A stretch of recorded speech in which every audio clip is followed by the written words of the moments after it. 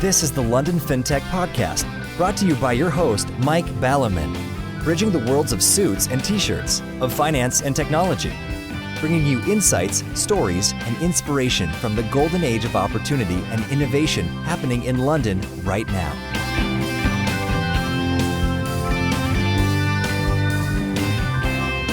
Hi, this is Mike Ballerman. This is the annual London FinTech New Year special, in which I take a broad view of the context within which FinTech is occurring. The broadest societal context right now is the huge changes that are being driven by digital technology as a whole. This 2023 New Year special forms the fifth in a series of 5 about how technology is changing us directly and indirectly by empowering tyrants. It is by far the most insanely ambitious, yet empowering and positive of all, suggesting that we use the current insanity as a spur in our sides to seek to flee Plato's cave, escape the matrix, and speed up our path to awakening in search of love, light, and healing. Sound like a cool topic? A worthy goal to you? We'll have 5 chapters: Metapolitical Awakening, Psychological Awakening, the Wasteland and the Grail, Existential Awakening, and a Magical New World. Chapter 1. Metapolitical Awakening. Let's briefly review the story so far. Let's consider 3 levels of awakening: metapolitical, psychological, and existential. The previous 4 episodes in this special series covered metapolitical awakening, awakening from the mainstream narrative and acknowledging tech's role in creating fertile ground for sociopaths, criminals, and idiots to run amok and act as masters of the people, not their servants. We will briefly recap the story so far. The first in the series of 5 was the super prescient 2019 New Year special. Released over a year before the COVID tyranny, it was prophetically entitled, "Is FS and Tech Ushering in Orwellian Tyranny Rather Than Freeing the People?"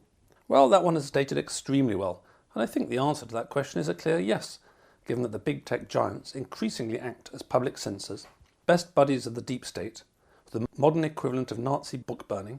Big FS firms and fintech such as MasterCard, PayPal, Patreon deplatform, unperson people and collude to block, or in the case of PayPal, simply take some of their income in the name of holding people to their political, moral, ethical, so-called standards. In January 2020, we were experiencing a relaxing lull, and the New Year special was focused on the much closer to home decade in fintech. January 2021's New Year special came after near global house arrest had been created as a thing, and was the second in the series, and moved on from the technological road to serfdom itself. It was a clear start of what one might call, in the simplest of terms, the outbreak of a war on the people, entitled The Elites, Governance and Cultural Revolutions, Key Insights from Spengler, Nietzsche and Lasch. Briefly, Spengler's The Decline of the West, written a century ago, saw civilizations as organic forms that rise and fall. Without a doubt, the centuries-long rise of Europe and European ways has utterly changed the whole world.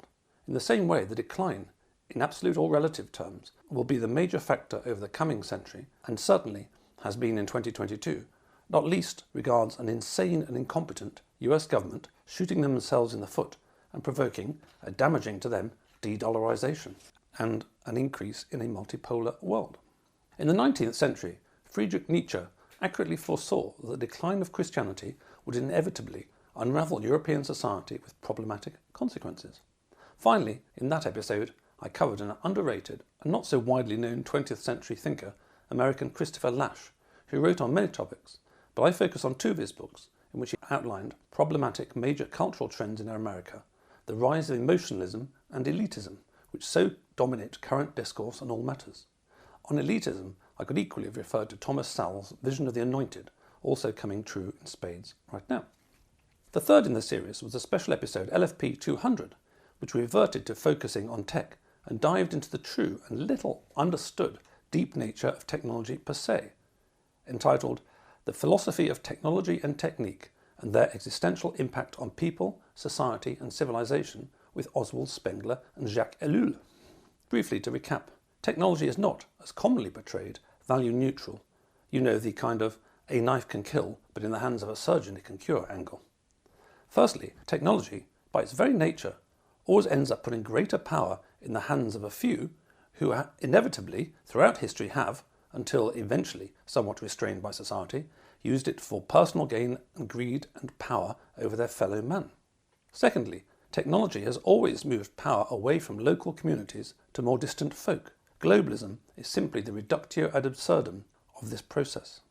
Thirdly, technology and its parent, technique, condition man to being, to existing in a particularly diminished way.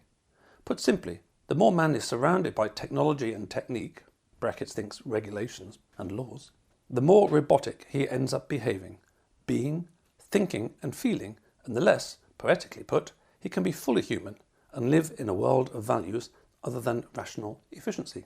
Technique and technology thus naturally lead us into a world well described by Max Weber as a polar night of icy darkness, an iron cage of disenchantment, bureaucratization and control, a world ripe to be plucked by tyrants, aka the cultural and governance revolution of the elite which we are witnessing now.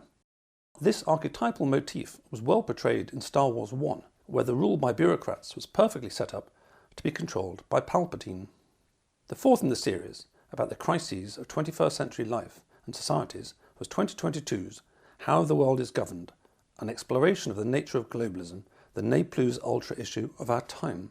This dived into the long-planned origins of globalism and its nature.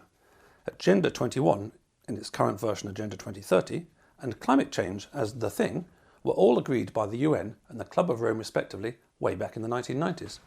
As per not just Spengler, but also as per the first historiographer Ibn Khaldun, who wrote in 1377 in his Muqaddimah, successful societies need an asabiyah, a group feeling, a centripetal principle. What happens when this asabiyah, when this centripetal force that binds society disappears? Well, they have an answer for that: top-down tyranny. The top-down governance of globalism is embedded and exemplified by the so-called global public-private partnership, in which, of course, the public get no say whatsoever. Policy flows down a 5-layer organogram from policy creators right at the top, BIS, WEF, CFR et al., through policy distributors, IMF, World Bank, WHO, Global Medicos et al., through governments, labelled policy enforcers, through policy propagandists, corporate, state and social media, to, at the bottom, you, me and Joe Sixpack, living a near-feudalised life. Scholarship candidates may spot that this organogram breaks roughly every state governance rules around the world. At some deep archetypal level, those at the reins of power seem possessed by Freud's death drive, misanthropy, millenarian fantasies of doom and gloom, of man as a scourge to Gaia, and elite desires of population reduction, and actualities of aggressive population replacement, the Kalergi plan to make it easier to rule the roost, and a total lack of anything like a commensurate increase in infrastructure with population increase. Minor matters, like houses, hospitals, doctors, roads, reservoirs, those kind of things. All this ensures that most everyone will assume their newly defined neo-feudal place on the bottom rung of the two-tier Hunger Games model. Summing up the metapolitical challenge in one practical question, this would be how best to avoid living in countries that are pressing on the whole way right to the very end of Hayek's road to serfdom that he correctly foresaw and was effectively cancelled by his profession for in 1944. It is noteworthy to recall that Churchill, who was virtually a lone voice in the wind in warning of the terrible dangers approaching in the 1930s, who created the phrase and concept of the Iron Curtain across Europe, used his first election broadcast in 1945 to talk of the dangers of central planning and raised the idea that it would, in the end, require the powers of the Gestapo to put the ideal of a planned society into practice. Attlee mocked that idea and promised that Nanny would indeed look after everyone from cradle to grave, and duly got voted in. Well, fast forward not that long, all of this has happened within the lifetime of my parents, and Nanny is smothering its charges, injecting them with dangerous substances, poisoning their minds with endless gaslighting. In passing, is it just me that has noticed that the current religion and diet respectively are called DIE and SAD, Diversity, Inclusion, Equity, and Standard American Diet? Nanny is presenting as lifestyle choices what until very recently was seen as mental illness. Nanny oversees rising crime and is filling the house with newcomers, all of whom will suffer when the lights go out, which is also planning, of course. I could go on, but let's save us all. Pick your own favourite symptoms, for Nanny having spent far too long at the Ouija board and ending up possessed by demons. As so often, nature produces an antidote next to a poison. If the first 4 episodes in the series were about the Great Reset, which would have been unthinkable pre-mobile and personal computer technologies, house arrest almost everyone in the 1970s, and the country would have ground to halt within a week, then this 5th episode is about the Great Awakening. This phrase has been used to denote many levels of awakening, in my terms, metapolitical, psychological, and existential/spiritual. Alexander Dugin's publishers joined the Great Awakening versus the Great Reset bandwagon by using it for the title of a very short 2021 work by the Russian scourge of Western liberalism/modernity/hyper-individualism, where the collective is something to be actively destroyed and where nothing is sacred.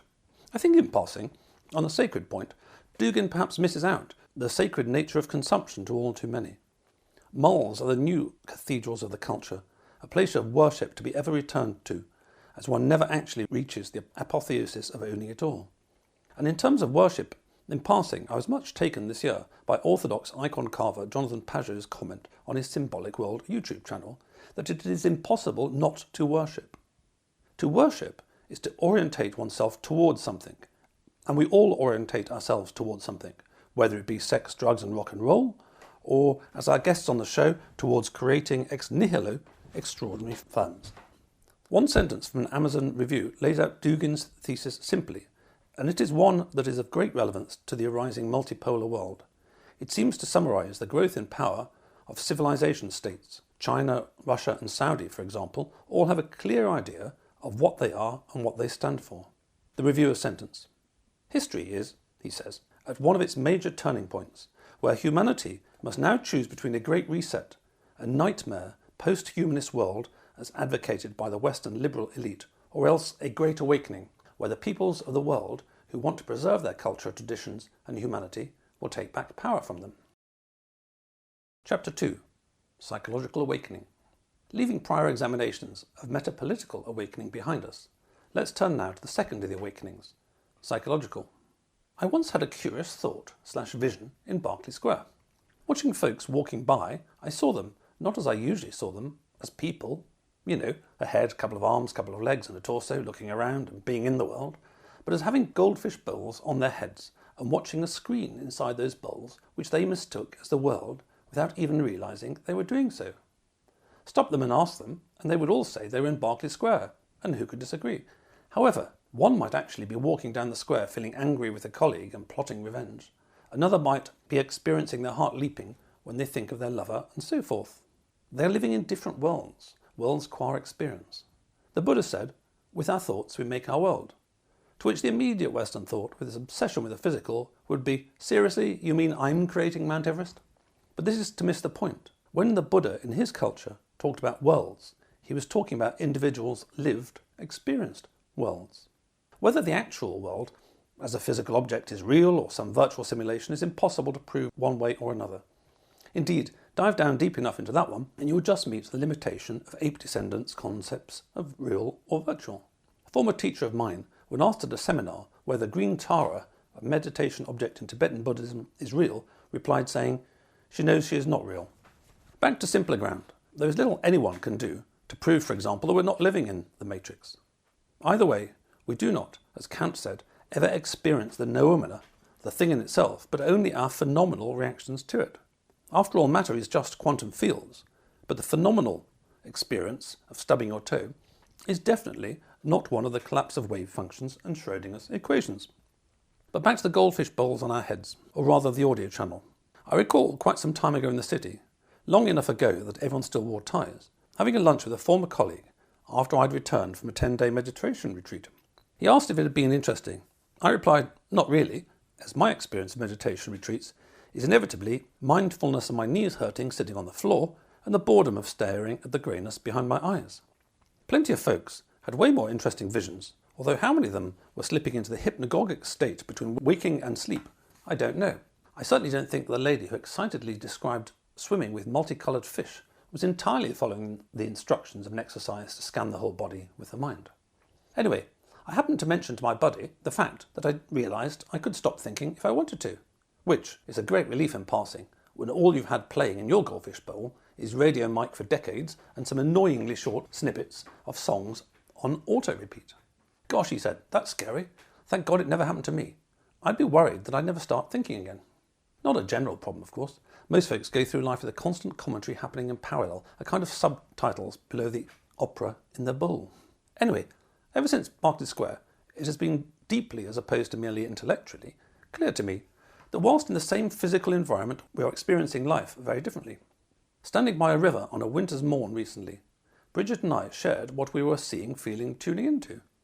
We might as well have been in entirely different places, so non-overlapping were our experiences.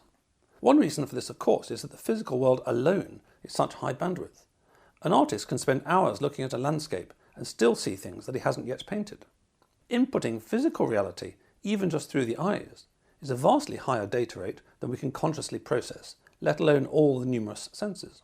And that's just for starters. Once you're showing a number of people a more emotive picture, be it of a face mask, say, or Ukraine, or Trump, or roughly most things right now, you can be pretty sure that inside their goldfish bowls, inside their heads, they are watching radically different movies, having radically different thoughts, and experiencing very different emotions.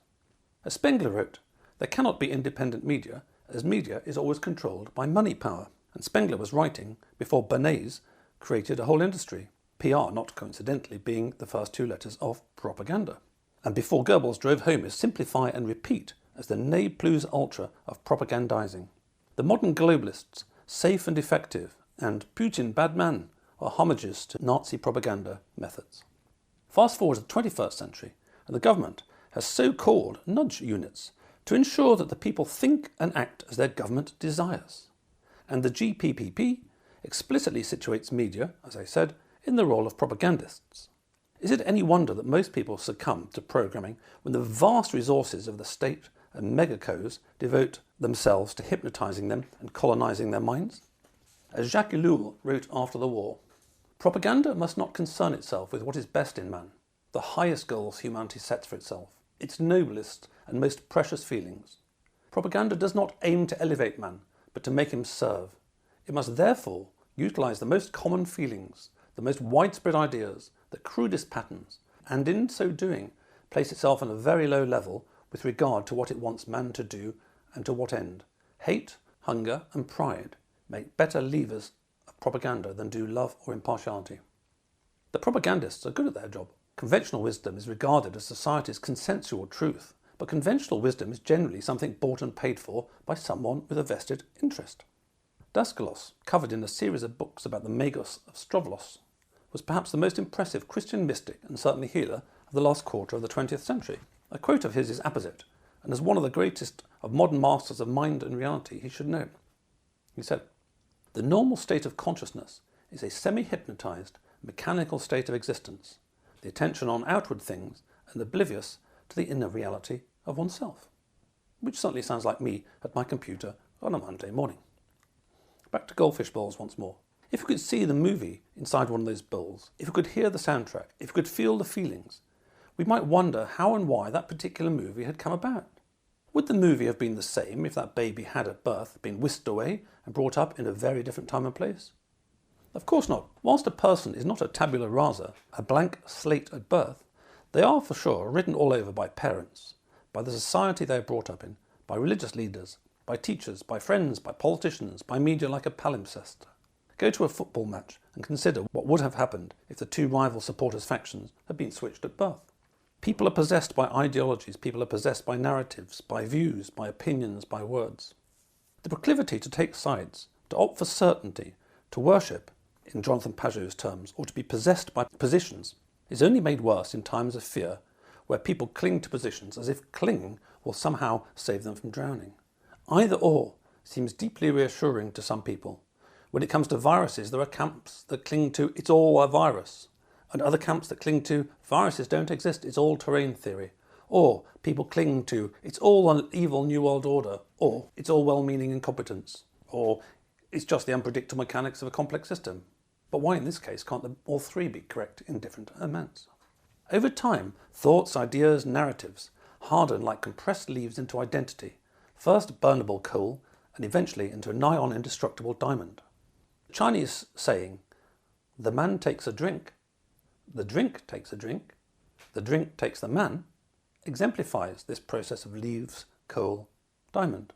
Over time, an activity voluntarily and sporadically undertaken develops its own momentum, its own kind of inner gravity, as it were, before becoming a thing, which then ends up possessing the person. An ardent football supporter definitely does not just support Chelsea. He is a Chelsea supporter. For example, people on the left, in old money, definitely have the left as an identity, and filter bubbles long preceding the internet not only cling to that identity, but reject consuming material that might threaten it. Back to Hayek, I can think of one or two who, long after his death, considered him as a sort of antichrist, with his warning against an eternally beneficent nanny. At a subtle level, well below narratives per se, given our noun-centric language, we are seduced into reification. As I've mentioned before, there's no such thing as a relationship, there is only relating, a process you could chart over time. Western metaphysics has been centered on God, but Native American nations with verb-centric languages talk about the great mysterying, and for sure, we can all agree that at the most fundamental level, there is great mysterying going on. After all, what is existence in the first place? We don't know and it keeps changing. It's a great mysterying. The Tao is similar. One can't name it, one can't know it. It's ever-changing and flowing, the deepest nominal level of beingness, as it were. But that's all highfalutin. In terms of reification, even if we take a concrete example, or perhaps a tarmac example, let's consider a racetrack. You might think a racetrack is a racetrack, but that's way too high level, way too abstract. And it's definitely not the lived experience of racers who see it changing and evolving over a race weekend. The world is full of folks decrying capitalism, which will be down to the not entirely unskewed education systems. But what the hell is that? If, in this false choice syndrome, socialism means state centralism, then every system ever that wasn't has been, quotes, capitalist. But that's a ludicrously insane level of abstraction into thingness. It tells one nothing about the nature of money in an economic system, about the nature of business liability, limited or unlimited, about the narrowness or breadth of what a business can do, about regulation, about interaction with the state, etc., etc., etc. Anyway, enough examples.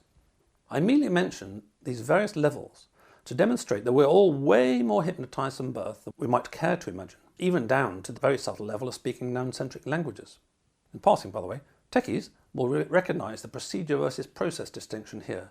We are, at all levels, intracellular to relating to friends of the party, processes not procedures, activities not things.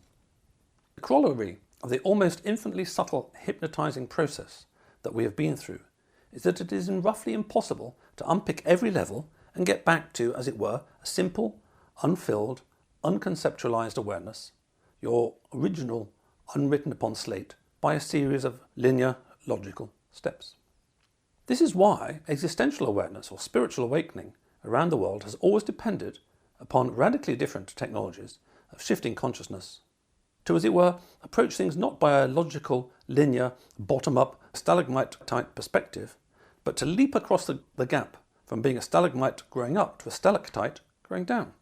Or, in another sense, to leap across the corpus callosum in the McGill-Christian terms, from a left-brained, know-it-all, finite, fixed experiencing of things to a more unknowing, unknowable sense of flow and unpinned down ability. There are multiple techniques for working on ourselves, and none of us can even know a mere fraction. But at a psychological level, let's sketch out a model for tech folk of what we are. Let's start at ground zero and consider the human as having inputs and outputs, an internal state and being a set of algorithms. Can't get more Turing machine-y than that. And for those folks amongst you who didn't do computer science, a Turing machine is the earliest and most basic model of a computer. A baby is born programmed with an initial rule set, and neural nets automatically develop algorithms for staying alive, whether simple physical algorithms like locomotion or avoiding fire, or pleasing parents so you keep being fed, and please them enough to avoid excess criticism and so forth. Later, the nets create algorithms for dealing with socialization, and then authority figures such as teachers, and rules, and then dating and mating, and then career, and so forth, and so forth, and so forth. The cool thing about the human being is that we have self-awareness. Not that much at the stage in the evolution, although I believe it is increasing, and some of us have more than others. Self-awareness is, however, tiny compared to our vastly larger subconscious mind, which runs almost the entire show. Next to no animals have, as far as we know, very much self-consciousness, yet they all manage to live their whole lives out perfectly well without it. There is a vast unseen intelligence within us, which can do amazing things like transform a ham sandwich into, say, blood cells or ear cells. What alchemy is that? Can you imagine trying to do that consciously? It gives you some idea of the relative intelligences and abilities of the conscious self and the subconscious. The problem with the subconscious, though, is that it is quite computer-like. It is by definition subconscious and thus cannot be used to give conscious consideration about whether what it has as beliefs, directives and algorithms, things conditioned and formed in the past, are either A, true, or B, appropriate in changed circs. Life in Perpetual Beta was a film for techies. However, the title can serve our purposes well if we amend it to The Human Being as Perpetual Beta. Today, Mike version 2023.1.10 is writing. Tomorrow will be a slightly different amended beta, version 2023.1.11, and so forth. Many of the changes in release are driven by the subconscious's invisible processes, but on a good day, maybe the thing that I experience as me makes an effort to amend tomorrow's release. So for example, the usual January resolution to drink less definitely affected this month's .2, .3 and .4 releases, if not the .5, .6 and .7 releases, where unaccountably, the subconscious seems to have deleted my patch. There's a book called Working on Yourself Doesn't Work. However, working on yourself does work, but just to a limited degree, as it uses willpower, which is finite. You can decide in your New Year's resolutions to be nicer to your mum, eat cabbage and go to bed early. You just can't decide to change 101 things. Even then, the reversion to the mean, to the centre of gravity of your neural nets, is a strong force. But this whole process of psychological transformation is pretty glacial. So at this point, let's leap from stalagmite to stalactite and consider existential awakening, one benefit of which is that, in a sense, it seems to lead to one having more awareness, more consciousness, and the more of that you have, the more able you will be in real time to increasingly spot the gap between reactivity, where it's your program which determines your reaction, and response, where you get to use a bit of free will and not act like a complete automaton. But before we move on, just to wrap up the psychological awakening section, let's consider a Gedanken. One morning, you're visited by a time traveller from over 500 million years in the future. You are to him as simple and transparent as the very first multicellular organisms are to us, which appeared about that long ago in the past. If you ask him what percentage of things that you believe to be true are actually true, what do you think he might say? If you ask him what percentage of your subconscious algorithms that evolved in the past are optimally suited to your life today and your life tomorrow, what do you think he would say? What percentage of all the things that you believe to be impossible would he say are actually impossible? Chapter 3. The Wasteland and the Grail. The ancient Greeks believed in the power of mythos as well as logos. In our left-brained world, the power of mythos has been all but lost, including, sadly, in literature departments of universities, who all too often, rather than deriving from literature deeper truths about life, project onto literature the current fashionable takes. Post-structuralism back in my day at Cantab, and decolonisation in my daughter's. Outside the ivory towers, look at the sheer infertility of creative output in major movies, all too often simply woke remakes. Rocky 18 and the iPhone 18 are just photocopies of photocopies of photocopies, with plenty of propaganda to hypnotise the consumer into buying. Look at the ugliness of the built environment. A century ago, T.S. Eliot published The Wasteland, a key modernist poem bemoaning the meaninglessness of culture. The wasteland of the title is a Celtic motif that reflects the barrenness of a land whose infertility mirrors that of its wounded king.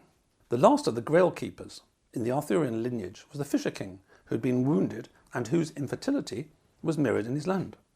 The Grail itself is also a Celtic motif, which has possible origins in Greek and Roman myths of horns of plenty or magic life-restoring cauldrons. In Wagner's Parsifal, which was a rewrite of von Eschenbach's 13th century Christianized rewrite of the Celtic tale, Parsifal, i.e. Arthur's knight Percival, searches for the healing Grail. Parsifal is an archetypally innocent hero who needs to undertake a quest and return with salvation. His painful journey is an archetypal hero's journey of challenges leading to spiritual awareness and the ability to return with, mixing traditions, gift-bestowing hands, in the phrase of the Zen ox-herding pictures. And let us not think that heroes are merely figments of legends. There are many right now, of whom I check in most with Robert Malone, who are fighting very evil and powerful dragons with regards to the continued mass injections of the very damaging spike protein. But back to the Grail. We are living in a wasteland right now. Low fertility has also been a symptom of most all European nations for quite some time. We have super low fertility in films and the general production of anything meaningful or beautiful. We are like Spengler's ageing organism of a culture, unable to produce fresh green growth, leaves or fruit. Where did the infertility arise from? Even if the cyclical history perspective is correct, there's still the question of the rate of rise and fall and what causes ageing to begin. After all, the lifetime of different types of plant stretches from mere months to centuries. How far do we want to go back in looking for the genetic mutation which, even if it gave short-term gains, condemned us in the longer term? As Spengler sees Western man as Faustian man, at some point we, like Faust, did a deal with the devil for power, which had condemned ourselves to ultimate servitude to him. To me, the major mutation in the genetic code of European civilization came in the early 17th century. The Inquisition forced Galileo to recant his clearly preposterous notion that the sun is at the centre of the solar system, a little more burning of heretics of the state, and it was a more politically than philosophically motivated schisming of the European investigation of reality into two separate fields to keep warring tanks apart, two fields which have yet to be reunited in the Western mind. The domain of spirit belonged to the church, the domain of matter belonged to the scientists. Sadly, the church hardly was into the systematic and empirical examination of the nature of spirit, i.e. consciousness. Unlike the prior multiplicity of native traditions and techniques of consciousness, transformation and healing, which it obliterated. Shamans only prosper if their approaches work, and in the open marketplace there's always the next village's shaman who might do a better job. Fast forward, and even an insider as venerable as the recently departed American Trappist monk, Father Thomas Keating, said that we, i.e. European civilization, have been living through centuries of spiritual desert. Science was ultra-devolved back in the day. That is, until modern state centralism, via research funding, and in key areas, corporatism and corruption, meant that science became over-centralised, and it became the new dogmatic church it had overthrown in the realm of matter centuries earlier. And thus, we have the conquest of abundance of scientists looking at things from different perspectives. Look how marginalised the likes of Rupert Sheldrake has been. As the centuries passed, science made more and more progress creating technologies that actually did useful things, and also happened to create better weapons, which gave a quotes competitive advantage, unquotes, compared to other parts of the world. Our ancestors thousands of years ago were well aware of the trickster nature of technology, that man hastens to it all too easily, being more full of curiosity than wisdom, and that technology comes to us from not entirely benevolent sources. They saw technology as powerful, but as something of a deceptive trick, always more dangerous than it first appeared, and given to us by beings of at best mixed motivations. Ancient Greeks described Hephaestus and his metal robots, who also created Pandora and her box of ills.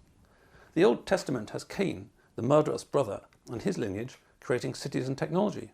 Adam and Eve, of course, needing no technology.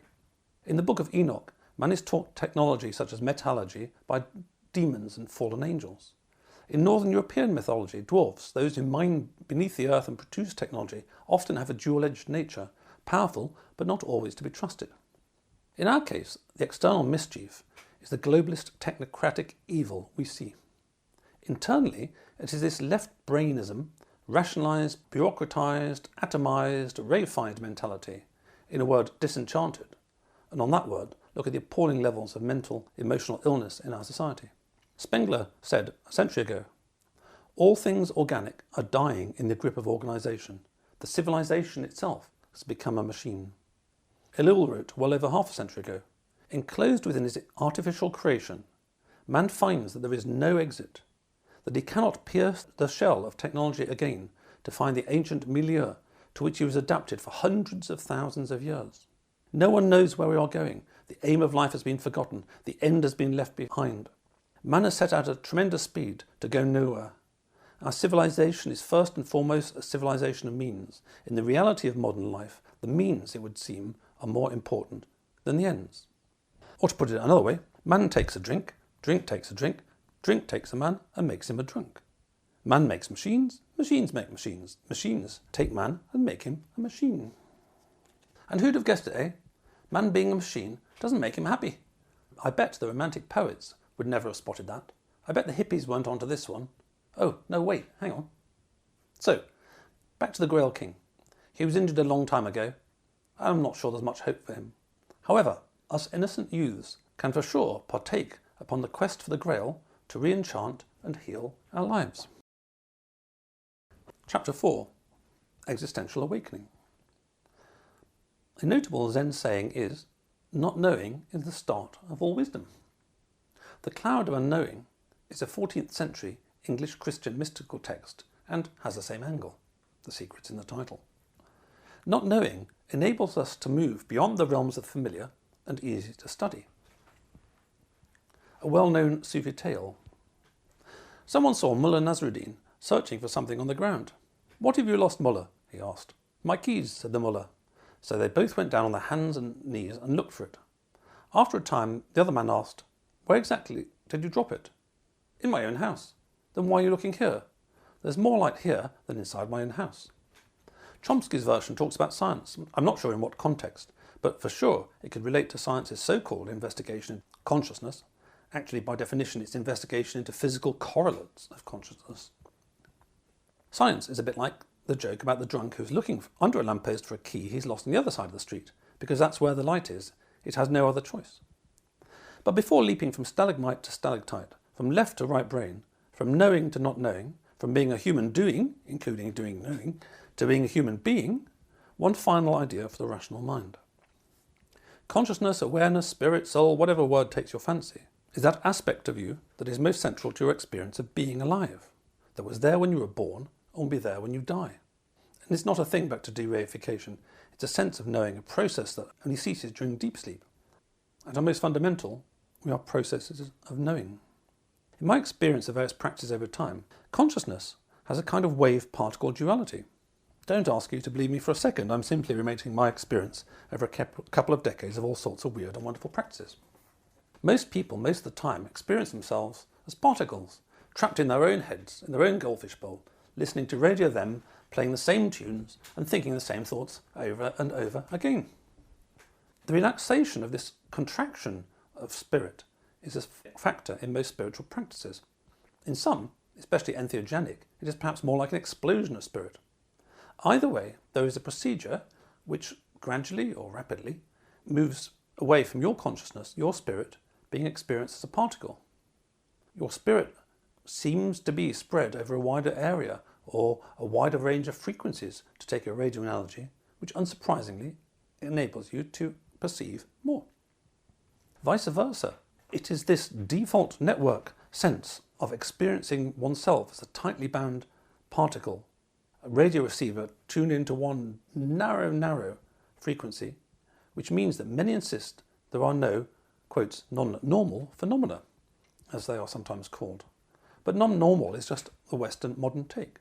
Plenty of cultures consider being so isolated and closed in one's mind as a real form of mental illness. Funnily enough, conventional Western wisdom is the opposite. As a betting man, you'd, I guess, have to wonder who had superior mental health. Modern man, literally trapped listening to his own thoughts all the time, or ancients, whose radios could tune into a universe of mystery and enchantment? Answers on a postcard. However, that's only one aspect. The core spiritual path points not to what can be perceived, a process in passing which will never terminate, but to a meta-awareness of awareness, to being able to drill down to the bedrock of existing, this pure knowing, this pure being, perception of perceiving, this simply being, this empty slate, although, nota bene, empty in the oriental sense of plenum void, the source of all, not empty void. Or 1001 labels, all of which are fingers pointing at the moon. The matrix, Plato's cave, is not constructed externally, it is constructed by you in your head, by the default adult neural net, one that has been conditioned since childhood not to perceive anything, not in consensus reality, and has been conditioned to look outwards, not inwards, for the nature of reality. You, or rather that tiny bit of you that is conscious, and the huge bit of you that is subconscious, are creating the movie, the Matrix movie, the Plato's cave movie, in the goldfish bowl. As Qui-Gon Jinn said, your focus determines your reality. But on to some simple tricks that might be able to give you a glimpse of leaping from stalagmite to stalactite, across the corpus callosum to knowing being, not thinking. Letting it all stop for a moment is one of those simplest things that you can do. Just like walking across the room or going for a pee, you just do them. In this regard, if you aren't driving right now, just stop thinking for a couple of seconds and just be. Any success? Another simple practice to try is trying to do what I'm about to say, even if you logically know the answer is no. We're not in the realm of knowing right answers here. We're in the realm of learning to walk, to ride a bike, to simply be. Okay, so try this one, even just for a few seconds. Follow my instructions to the letter. It's an exercise in listening, in attempting to hear. The exercise is, can you try to hear those distant ships? Listen. Strain your ears. Hear as much as you can. Can you hear the distant ships? Perhaps, if you did the exercise well, you had a sense of presence, of spaciousness, as your CPU was 100% usage on actually listening for a short term, not allowing any CPU spare for thinking. There's a similar exercise using vision. Once again, it's to do this exercise. Do this. Imagine for a few seconds you're just a pair of eyeballs floating in the air. Look around. You're just eyeballs. Imagine being just eyeballs. Look. If you've got some sense of not knowing, of simply being, then it's an example of your ego, that your ego is not your deepest self. If I stop thinking, there is not Mike, there's just knowing. Of course, when I start thinking about who am I or who's not thinking, the left brain comes back online with its standard answers. It's not a question of trying, ultimately, to achieve any state of mind. It's more that over time, the more familiar one gets with being, with simply being as well as doing, the more that even doing becomes infused with a spacious quality. Your existence begins to feel less and less like a tangled knot, a compressed particle, and more relaxed and open. Anyway, small tricks aside, I vividly recall the first time I noticed I wasn't thinking. It lasted a few seconds and I thought, blimey, that's boring. As if for all my life I've been addicted to watching some tap dancer on stage to entertain the perceiving part of me and promptly had fallen asleep when he wasn't there. In terms of simply being, investigating this more, Eckhart Tolle is well known and has an infinite number of talks on YouTube where he clearly explains and conveys the essence of pure beingness, pure awareness, and the benefits of recognizing that. More formally, in the non-dual Advaita tradition, Rupert Spira, S-P-I-R-A, has a channel and has been teaching non-duality for a long time. Beyond that, buyer beware, there are a ton of non-dual teachers out there who have had some degree of realization and then teach. In Zen, there was a protocol that you have to have a 10-year period between any realization and then teaching about it. Wise precautions in a less hurried and egotistic age. Non-dual in this context comes from the Sanskrit adva, meaning not to. Poetically, not to involves seeing your wave as not isolated from, but inseparable from, the ocean of which it is made. That Atman, the deep self in the system, and Brahman, the ocean, the field of consciousness in physics terms, are one, not two. In Taoism, merging with the Tao is also an experience of the non-dual nature of reality, as is Augustine's via negativa to God, in which tradition the cloud of unknowing was situated. Fact-packetly, whatever you can experience is not God, the Tao, or Nirvana, so keep disregarding everything you perceive, and then what is left must be the most fundamental level of reality qua experience. Neither thing nor phenomena, but the nominal ground of beingness. Back to the classical origins of the idea of the Grail, which all along was inside us, and indeed is our deepest sense of self, well below ego. Finding it is existentially evolutionary or revolutionary, perhaps changing you slowly, perhaps changing you quickly. All sorts of traditions have all sorts of dogmas around this, as by definition all traditions are conceptualized and communicated in left-brain terms.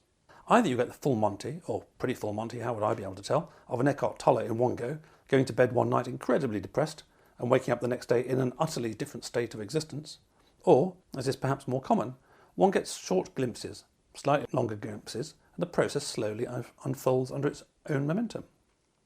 Either way, contact with the Grail re-enchants and slowly starts to dissolve disenchantment, which starts to disappear like a bad dream awoken from, like a mist on sunny morning. One can start to regain a sense of the sacred and I use that word poetically, the wow factor of a clear night sky, and the stars is sacred in my usage of the word. Chapter 5. A magical new world. Fortunately for us all, you don't have to be, as yet, sitting on a lotus blossom in the sky to be able to get some value out of this section. You can just be open-minded about what you haven't experienced and have an idea that maybe it might work or maybe it might not.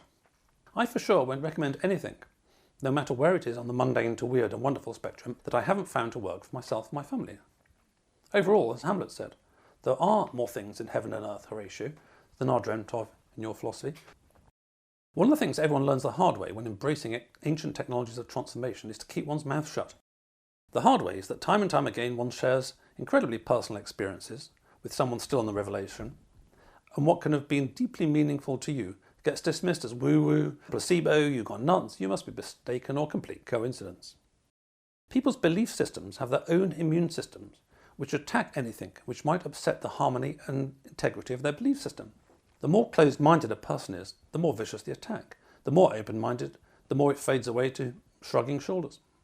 You may have noticed this big time in the scamdemic.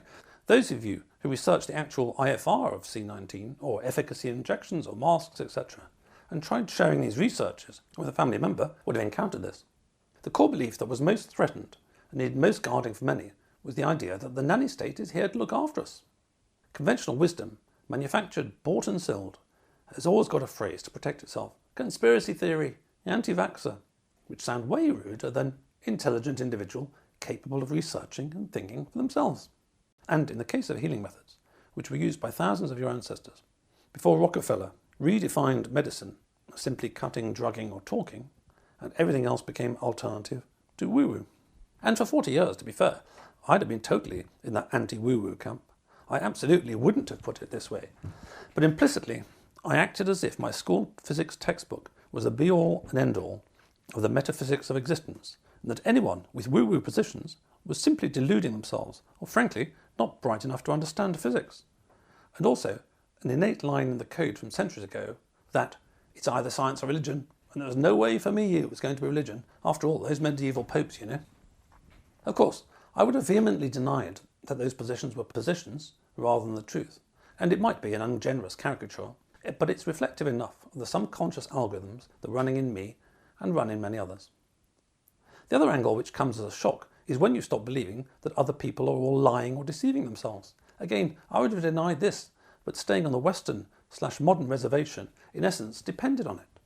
Now I simply take people's accounts of their experience as their accounts of their experience. I don't need to judge. I don't need to decide whether they are or aren't deluding themselves. I learnt a useful lesson very early on. In going to a local Tai Chi class in Maida Vale, I was unfortunately thrown through the air by the instructor and landed, using my head to cushion the blow of falling onto a concrete floor. The kind of lesson one doesn't forget. Cue a trip to hospital, a week off work, and a scar to this day. Fortunately, my head being pretty empty, life went on. And for those of you feeling sceptical about this episode, I might suggest the helpful belief. That's why he thinks crazy things. He had a blow to the head a long time ago. But the lesson was clear. Always go to the top, in my case, when learning anything. Ancient tools came back in the day culturally embedded, with safeguards precisely as there always are dangers, even as above at a local Tai Chi class, which is pretty un-woo-woo. Buyer beware. Don't just shoot off to say the latest ayahuasca retreat that's well marketed. I happened to see recently someone died on one. A buddy of mine also got far worse than a bump on the head when, quotes, learning, unquotes, from a breathing control for healing school, and he died of a heart attack, which wasn't coincidental. Generally, of course, the way more likely error, rather than ending up dead, is that you just blow lots of money on very little. But this comes back to researching well, just as if you research a holiday hotel. There is no cause for alarm. The reason I mention the above is simply that there is this mode of phase shift, of belief network, where people suddenly completely flip to the other side. You know, the atheist who suddenly finds God and believes every word of the Bible, or vice versa. The utter skeptic who suddenly, out of desperation, decides to try a woo-woo healer, and then almost invariably is annoyed when one session doesn't cure them. It's not bloody magic, you know. Okay, that all having been said, it would be far easier for me to keep my mouth shut and not give many of you just cause to think I'm even more crazy than you did before.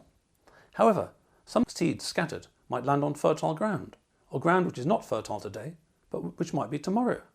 And if human suffering is decreased in the process, then there will have been some value. Time is shooting by, so I'll just run through some things that I have found useful healing approaches. I do not believe anything is a cure-all. All tools can help or not help in different circumstances. In many cases, it's less about the tool itself, though some well-known ones are pretty weak, than the practitioners or your facility with it. For typology, and to get out of our Western mindset, I use a basic Taoist model of what man is. The simplest model is man is heaven and earth in unity, which like most Chinese texts is poetic for man, you, me, being the unity of the insubstantial, heaven, and substantial. You are made of the substantial, matter, but you're also made of non-material things like hopes, dreams, and desires. Moving up one stage, a three-factor Taoist model of man has man comprised of Jing, Qi, Shen, roughly speaking matter, energy, and heart/mind/consciousness, impossible to translate. Nor is this model mere thinky stuff or the blah-blahness of, say, Western philosophy or dogmas of religion. The Chinese mentality is infinitely more practical and existential. You are not deemed to have any understanding of, say, Qi unless you can use it to heal or to fight successfully. Taoist internal alchemy is all about the tangible transformation of Jing into Qi into Shen, matter into energy into spirit, which takes much painstaking practice and achievement, which are well above my pay grade. Anyway, healing techniques. Section 1, Jing, some material methods I found very powerful. 1, green smoothies. Whenever, which is not enough to be honest, I try a month of green smoothies, I always feel so much better at the end. I saw a couple of films yonks ago about green smoothie retreats, where the intense nutritional input cured people of all sorts of ailments and got them off all kinds of medicinal drugs. Do research yourself first, especially the necessary rotation of greens. 2, sauerkraut and bone broth. Ideally homemade, but buy best quality otherwise. And live in the case of sauerkraut. Our ancestors knew best that food is the best medicine. Funnily enough, both Bridget and I learned about making sauerkraut and bone broth from a Chinese acupuncturist, a Qi energy method, of course. I was curious about how acupuncture worked, but in the end, I found that if I didn't OD on social media, I didn't need someone sticking needles in me, which was painful at times. So we left the needles and stuck with the sauerkraut and bone broth. 3, TRE is awesome. Trauma relief exercises, invented by David Bocelli, which have been used all over the world for everything from major capital T traumas in war zones to everyday stress relief. Essentially, they involve some warm-up exercises to overstress the legs, which then induce shakes in the psoas muscle, which stores much tension and stuck emotional energy. 4, finally, grounding or earthing. To this day, I use an earthing mouse mat, which I find really helps making being at the computer so much less tiring.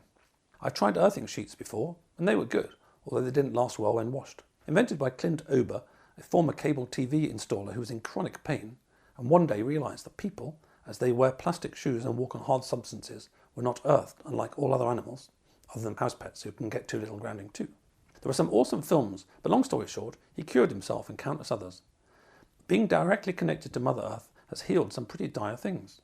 You can use earthing patches on specific injuries, and definitely helps one to heal faster. Most modern chronic health conditions are inflammatory. Metaphorically, our immune systems were designed to create fires in a rainy climate. Raining electrons, negative ions, are good for you, but modern man lives out of the rain of electrons from the negatively charged Earth, and therefore is excessively inflamed. Section 2, Qi, energy methods. About Qi, it's also useful to know, in translating back into English, the aphorism that emotion is energy in motion. After all, you know when you're angry that energy rises, that when you're depressed it sinks and won't rise, that when you're sad you feel it in the heart, and so forth. First, Qigong. Exercises increase in cultivation of energy and health. Much Qigong is low level, operating purely as a system of relaxing the Jing, the body. A level above that, you can get to Qigong as actually calming and smoothing the Qi, your feelings, your emotions, your energies. And a level above that as calming the Shen, heart, mind, soul, spirit. Anyone interested in the real McCoy should check out Damo Mitchell, one of the many masters I've trained with, but one who is totally Western and open and amazingly well informed about Taoist Chinese energy methods, having written many textbooks at a precociously early age. 2. As I wasn't keen on being needled myself, there are Western systems which utilise tapping on acupuncture points worth looking at. Both Bridget and I use EFT, emotional freedom technique, now and then for tactical uses. Invented yonks ago by Gary Craig, it has had huge success, but is best done by working on removing the sting of painful old memories. His work on Vietnam vets is super impressive. painful memory doesn't begin to cover it, although we tend to use it for tactical reasons. 3. My latest adventure is with Bradley Nelson's emotion code/body code, which has an astonishing 10,000 practitioners worldwide. I'm still just in the early stages of practicing with it, but it seems pretty awesome to me. One can literally learn it off YouTube. Well, one can if one's sort of open-minded and able to relax the body enough in order to do the muscle testing. Otherwise, you might need training. Of particular interest to all is his discovery of simple ways to heal the heart wall. Trapped emotions, which in passing is pretty much just Western speak for most all chi blockages in Chinese, which simply put is the reason for illness in Chinese medicine. The heart wall is constructed or added to at times of huge emotional stress to protect the heart, qua centre of feeling, but the remaining in place thereafter causes a life less lived. Bradley says that almost all cases of depression involve a heart wall, that isolated feeling all alone of depression. And the tales of how people's lives, especially love lives, have changed when heart walls come down are awesome. The tales of animal healings by this method are also awesome and change one's views about reality. The release of heart wall emotions is palpable, and in a school of the future, children will be taught how to do it themselves. But the uses are much wider. Essentially, it's a technique for being able to read or write into the subconscious, and you could use it, for example, to remove blockages or internal code holding you back with respect to career success, love life, anything really. 4. Essential oils. We've dabbled in these and got nice scents, but not that much more. I cleared a very annoying wart, eventually with oregano oil. Otherwise, I get the impression that maybe it would be best if one knew what one was doing. Fancy that. That having been said, we always take Lemon House's Sacred Oils on holiday, a blend super useful at staving off colds, ailments, and helping repair injuries. 5. The most woo-wooey, perhaps, by far, is that crystals do have an effect on the energy system. I should say at this point that there is totally a question of how subtle one's perception is here. Most people's perception isn't subtle, and so they feel nothing. Mine wasn't subtle in the slightest. Vice versa, I went to a boys' school. It was decades until Qigong practice that I developed even marginally wider perception. I vividly recall one day walking past the oven in the kitchen and feeling residual heat from it with my hand as I walked past. I was amazed that I'd never noticed it before and realised it was much less about acquiring some new superpower and much more about the fact that roughly every input that the body, energy, mind systems get doesn't make it to the conscious mind with its very low bandwidth, and that my awareness or bandwidth had slightly increased. In a similar way, it was only very recently that I could detect any kind of vibe from crystals, or say the energy of a strong tree, and it's still a bit variable, subtle. That having been said, both Bridget and I experimented with crystals from a former auctioneer chap in Spain called Mark Bajerski, in case you're interested, and found that wearing certain types of crystal for a few hours gently lent one, for example, in the direction of feeling more calm or in the direction of focusing more on work, etc. Top tip here is that rose quartz crystal definitely helps sleep, although in a relatively subtle way, way different from sleeping tablets. Just if you buy one, make sure you cleanse it first. Section 3. Shen methods. Heart, mind, spirit. I think it's nigh on impossible to pick out some key recommendations here, as everything you do affects your mind or spirit, and there are infinite approaches out there. Being in a cathedral for choral singing or praying affects the heart, mind, spirit. Doing Qigong affects the heart, mind, spirit. Doing Native American journeys, sweat lodges, vision quests affects the heart, mind, spirit. Doing traditional entheogenic practices with shamans around the world affects the heart, mind, spirit. Plus, it's also subjective. It's much more about what affects and improves your heart, mind, spirit than any kind of topology of recommendations. Just to highlight 3 thoughts about Shen training development. 1. I won't dive into the whole world of meditation, which is the obvious Shen method. There are so many types, with so many objectives and so many techniques, that I find it as unhelpful a word as sport. If you were to tell me you do sport, I would know that you use your body, but that's about all. I know you can use it in many ways for many types of sport. Ditto meditation. I know you're using your mind, but for what and to what purpose I do not know. It is noteworthy that in the Buddha's eightfold path to transform consciousness, the Pali word is bhavana, which actually translates as mental cultivation, which is a superset of meditation. This generally missed distinction is what causes retreat drunkies to have such a problem in shifting between retreats and the real world. But they, or their teacher, have created a false duality. You can watch the mind at any time. You can be mindful of running madly to avoid missing the train. The training of awareness is not just something for when your bottom is on a cushion. Second thought about Shen training, the challenges of tradition. The problem isn't so much cultural appropriation as such, as that's how the family of man has learned forever. The problem is doing it badly and making a mockery of the tradition. Furthermore, whether one is, say, talking about Buddhism or Tai Chi, recall my point about anti-reification. There is no such thing as Buddhism or Tai Chi.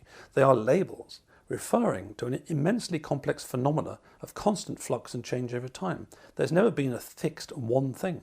Noise will always be introduced into a system, and occasionally new signals from new real practitioners. 3. Okay, probably the most woo-woo comment of the podcast in terms of mind training, mind or spirit training. Spirit or entity possession is for real. There was a really interesting psychiatrist whose name I forgot. He was on the Delling Pod and Sheep Farm podcast in the first year of the Elites Revolution. He'd worked in the worst mental hospitals and prisons in America with the most intractable patients. Not a job to volunteer for. Anyway, he started to manage to improve the condition of some of his paranoid schizophrenics by the novel approach of listening to what they said about hearing voices and taking them seriously rather than just following the textbook. Of course, he got himself into a pile of trouble with the powers that be, as going off the reservation ain't allowed. I happen to see, by the way, that there's even an app these days, Easy Entity Release, which gets 4.1 stars on the Apple Store. It appears, by the way, to use the term entity in a very wide sense, including one's own thoughts, but does seem to include the more capital E entity.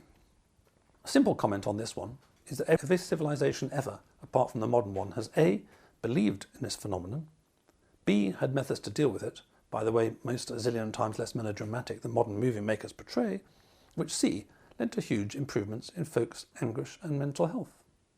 Let's wrap up this section. The end of the podcast is nigh. Long story short, there are an infinite number of transformational tools out there for body, energy, mind and heart, if you want to add that. I found immensely useful tools and practices that I would have, quotes, known, unquotes, were complete nonsense some 20 years ago. But then, clearly, I'm a slow learner. I hope I've nudged you into lopping off a decade or two in your investigation of what works to positively transform your experience of your body, of your energy, of your minds, of your emotions, of your hearts, of your thoughts, beliefs, and to separate it out merely poetically, your deepest soul, whatever that might be. The magical nature of the 21st century is extraordinary. There is so much at our fingertips and literally in our pocket. Nature often produces an antidote next to a poison. If we stop drinking the poison and choose to imbibe the antidote, our experience of life can be transformed. If you stop listening to dark sirens who keep you in fear and staring at them, and choose the opposite, there is indeed a whole world of love, light and healing out there ripe for the taking. To give a couple of stories about how unique and wonderful this 21st century world is with regards to the possible upgrade to all elements of your body and soul. Ajahn Sumedho is the longest serving Western monk, having ordained in 1966. In the 1950s, he was at UC Berkeley in the real good old days when California was near paradise on earth. And as he says, there were then next to no books on Buddhism at all. Ditto, in the 1970s in my local library, there was nothing on any transformational arts for body, energy or mind. As recently as about 2011, I read Opening the Dragon Gate, The Making of a Modern Taoist Wizard, translated by Thomas Cleary, about Wang Li Ping, the 18th generation successor of Longmen Pai, the Dragon Gate Taoist sect. I read the tale literally, not knowing how much was fiction and how much was fact. Indeed, most of it seemed to be fiction. But fast forward to 2021, and both Bridget and I were learning Longmen Pai Ne Gong, internal alchemy methods, in an online course taught by Damo Mitchell. So my experience of this went from something that was most likely a fairy tale, and absolutely unverifiable one way or another, to being taught online in a decade. Extraordinary. In the same way this summer, I watched many YouTubers about NDEs, near-death experiences. There are just so many people coming out of the woodwork right now and sharing their incredible experiences. I totally recommend Anthony Chain's channel, by the way, Chene, amazing production values. Awesome tales of insight, lives changed, healing some very late-stage cancer, and returning with special powers. Inconceivable in the past, other than perhaps the odd landmark book like Raymond Moody's. Overall, I believe there is a huge shift in consciousness going on right now. The old world is dying in front of our eyes. However, a new world is arising, and there are a phenomenal number of green shoots growing for those who will look and find. Transformation, the phase shift in consciousness, is getting so much easier to do.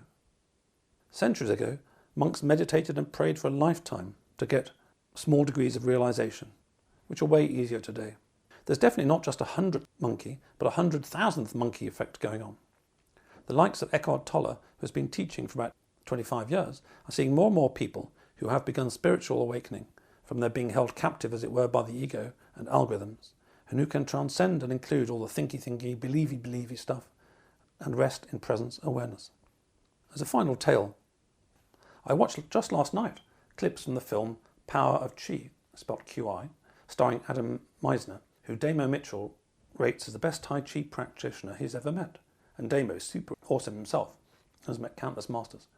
Briefly, Tai Chi is an internal martial art. Back in the day, it was seen as being a gentle dance, somewhat New Agey. A little later, when I studied in the 1980s, it was possible to learn it as a martial art, which I did from Dan Doherty, former Hong Kong police and Southeast Asian open martial arts champion. This involved ancient Chinese rituals to be performed before being admitted to the non-public, inside-the-door training. All good stuff, albeit quite external in style, external martial arts being all about leverage and power. Internal martial arts choose the opposite, as in my Jamjiang Da Cheng Chuan lineage. Online, as long as it's been online, most martial arts, including Joe Rogan, are at best politely sniffy and generally outright dismissive of any allegedly woo-woo internal martial arts fighting style. But check out some short clips of The Power of Chi with Morgan Freeman, and you'll see the relatively small Adam Meisner controlling and firing away from himself the world's strongest man, NBAers, Olympic fencers, with no external force and sometimes just a finger or two. Even I was amazed, and I've seen quite a lot of this stuff. Finally, one of the most awesome examples of the amazing new world which is arising is R.J. Spina, S-P-I-N-A. An absolutely phenomenal story. You've got to check it out. He completely healed himself using the power of his mind and video documented his journey from complete paralysis and multiple organ failure. Doctors told him he would never walk again and would probably die. He told them that no, he would walk in 90 days, and he managed it. Not only that, but he teaches this system, and other people have used it for radical health transformations too. Okay, folks, that's more than enough for me, and I look forward to returning to terra firma for the rest of the year, talking about fintech. Don't choose fear and control. Choose the opposite. Choose love and light. Live long and prosper. Thanks for listening. If you're in need of a non-executive or advisory director with deep expertise, experience and contacts in the worlds of both traditional FS and fintech, or unique insight into how to make your board an engine of growth today, contact me at mike@mikeballiman.com. If you just need one-off advice in these areas, via clarity.fm/mikeballiman. We could sit in a bender all day, watching the firelight dance, watching the firelight dance. We could walk in the mountains before dawn, watching a happy moon ride, watching a happy moon ride.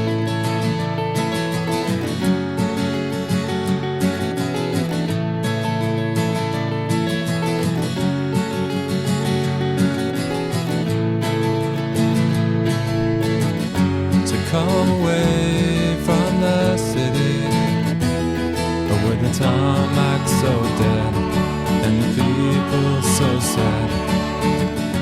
Come away from the city, with the faces so grey, with the pain of the everyday.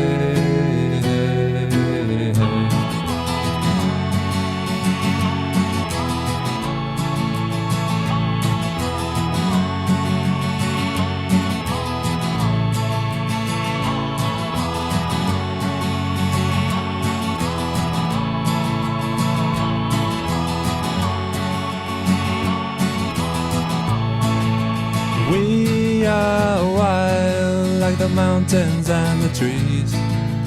Can you see what I mean? Can you see what I mean? We fit in between the earth and the sky. Kiss the city goodbye, wave the city goodbye, wave the city goodbye. The city goodbye. Watch the firelight dance with me. Watch the firelight dance with me. Watch the firelight dance with me. Watch the firelight dance with me. Watch the firelight dance with me. Watch the firelight dance with me. Watch the firelight dance with me. Watch the firelight dance.